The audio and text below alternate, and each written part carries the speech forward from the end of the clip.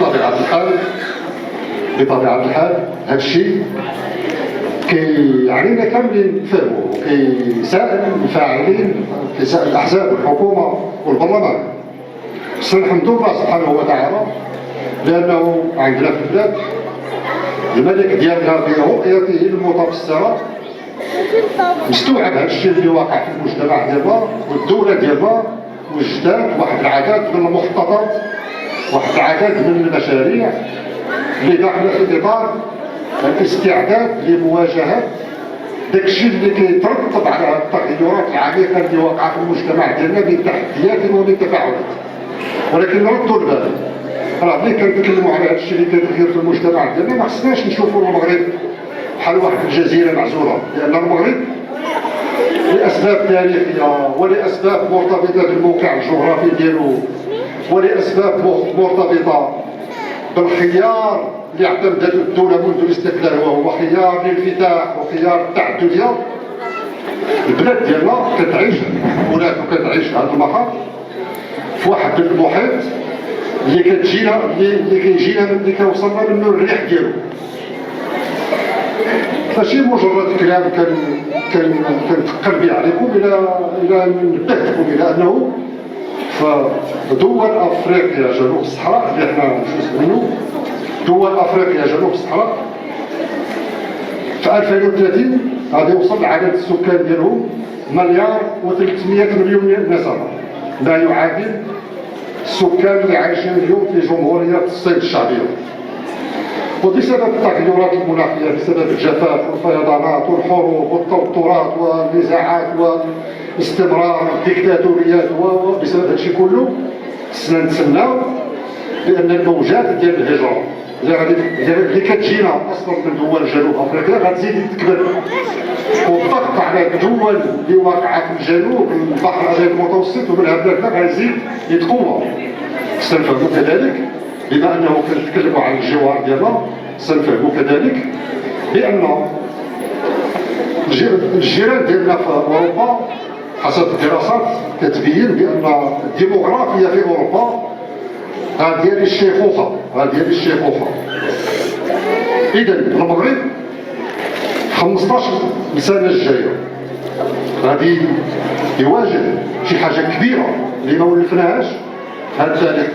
طبعا حنا عندنا الثقه في القدره ديال بلادنا، لان هذا هو التاريخ ديال المغرب على مدى اكثر من 12 قرن. المغرب دائما كان كيواجه الصعوبات وكيواجه التحديات وكيواجه المخاطر اللي جايه. حنا عندنا الثقه، ولا سيما انه عندنا على راس البلد الملك ديالنا الله ينصرو اللي واحد الامور بيديه، رغم انه مع الاسف ما كاينش بزاف ديال الناس اللي كيعاونوا في هذا الاتجاه. ملي كنقول بزاف ديال الناس كنتكلم عن الفاعلين الاخرين، مع الاحزاب اللي حنا منهم.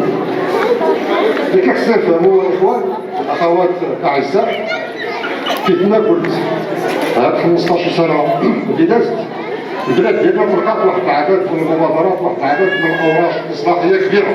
مع الاسف الشديد مع هذه الحكومه اللي كتسير البلاد هذه 7 سنين ونص واللي غادي نتحاسبوا معها ان شاء الله قريبا في البرلمان، يعني واحد العدد من المخططات ومن الاوراق الاصلاحيه الكبيره اللي طلقها سيدنا واللي جايه في اطار الاستعداد لمواجهه هذه التحديات وهذا الشيء اللي جاي لمطبطب عن التحولات اللي وقعت في المجتمع ديالنا. انا خصنا نفهموا بانه كاينه شي حاجه كبيره جايه في المغرب اللي خصنا نستعدوا لها كاملين.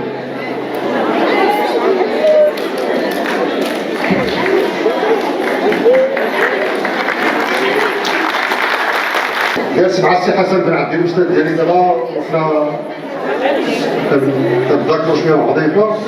حاجه وحده خصنا نتشبتوا بها هي الطمغربيط ديالنا.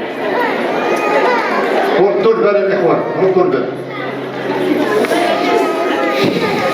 لانه ملي كنقراو التاريخ ديال الامم والشعوب بزاف ديال الامور ضاعت، ولكن الطمغربيط ديالنا والملكيه ديالنا هي اللي خصنا نتقاتلوا ونتشبتوا بها. بغينا ولا كرهنا راه وليداتنا الجيل الجديد وانتم كتعيشوا في الديور، كنعيشوا كاملين في الديور ديالنا.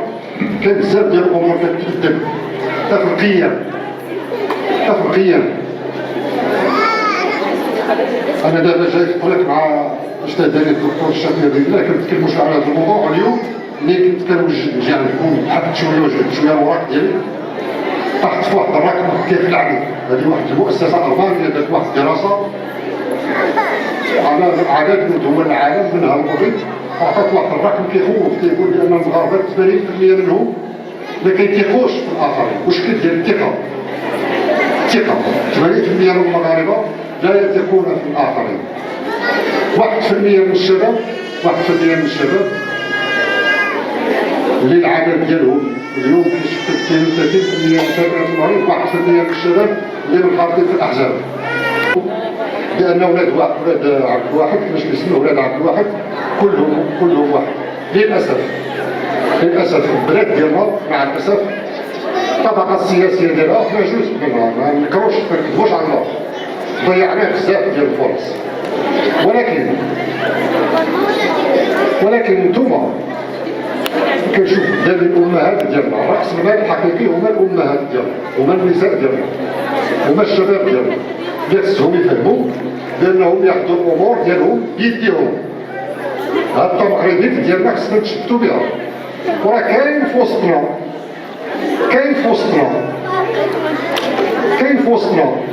اللي خدام على شي حاجه اخرى، كاين في وسطنا اللي خدام على شي حاجه اخرى. صادوا الباب. كاين في وسطنا اللي كيحاول يزيد يعمق الثقه ويعمق الازمه ديال الثقه ويكره المغاربه في السياسه ويبعد المغاربه باش ما يشاركوش في الانتخابات، لان هما كيظنوا بان عندهم القاعده الانتخابيه ديالهم اللي كيوصلوا لها بالخناشين ديال السكر وبالحولين من العيد للعيد وبشويه ديال الدواء. ولكن هذا الشيء ماشي هو اللي كيصنع التقدم ديال البلاد. ولذلك انا على يقين بانه ملي كيكونوا عندنا اخوان بحال هادو اللي كاينين في الشرق بحال السفرجاني كيتواصل معكم وكينقل، وانا نعتز بالاخوان البرلمانيين ديالنا اللي كينقلوا المشاكل ديالهم وكيدافعوا عليها باستماتة. راه داك الشيء اللي كتشوفوه في البرلمان، ديك الجلسات ديال الديمقراطيات، داك الشيء غير شويه من العمل اللي كيديروه البرلمانيين ديالنا. البرلمانيين ديالنا تيدافعوا وتوصلوا الصوت ديالكم وتوصلوا المطالب ديالكم، ولكن اليد بوحدها ما كتصفقش. خاصنا حتى حنا كاملين نتحملوا المسؤوليه ديالنا باش نحافظوا على التمغربيات ديالنا وباش نتجندوا نكونوا مع القوه ديال التغيير اللي كيقودها جلاله الملك، ونواجهوا اولئك الذين نقولها باللغه الفصحى، اولئك الذين يسعون الى اقرار واحد النمط من الاردوغانيه في البلد بالاعتماد على شبكه المساعدات الغذائيه وبالاعتماد على مصادر تمويل مشبوهه. الشيء حنا قلناه وواقفين عليه وغنتصدوا ليه، وسنقاتل من اجل اننا نحاربوا الى اخر رمق كما كانوا الاباء ديالنا كيفوا. ما نطولش عليكم، انا كنوعدكم ان شاء الله الى سمحوا الاخوان في مناسبه جايه بغيتوا الاسبوع الجاي حنا نرجعوا عندكم ونديروا واحد المائده مستديره نتكلموا على هذا الموضوع، لانه كيستحق منها نستوعبوا هذه التحولات اللي وقعت في المجتمع ديالنا. كاين شي حاجه خطيره، كاين شي حاجه عميقه كتغير في المجتمع ديالنا، كاين شي حاجه كبيره كتغير في المجتمع ديالنا، خصنا نستعدوا عليه باش ما نكونوش عرضه للامواج المتلاطمه اللي جاينا. هاد اللي كينشر العدميه في وسطنا، هاد اللي كيكره المغاربه في الشعبويه وبالكذوب، وهاد اللي كيعمم السواد وكيسود الدنيا. بزاف ديال الناس اللي خدامين على هذا الشيء باش يكرهونا، باش يكرهوا المغاربه ويبعدوهم، ولكن ان شاء الله نحن لهم بالمرصاد وسنستمر في الدفاع عن المشعل ديال الرايه الوطنيه ديالها وترفرف وتزيد قدام. والسلام عليكم. قبل ما تخرجوا ما تنساوش تابوناو في لاشين يوتيوب وتبارطاجيو لا فيديو مع صحابكم ومواقع التواصل الاجتماعي. ما تنساوش ديروا جيم وتضغطوا على الجرس باش يوصلكم جديد ديالنا.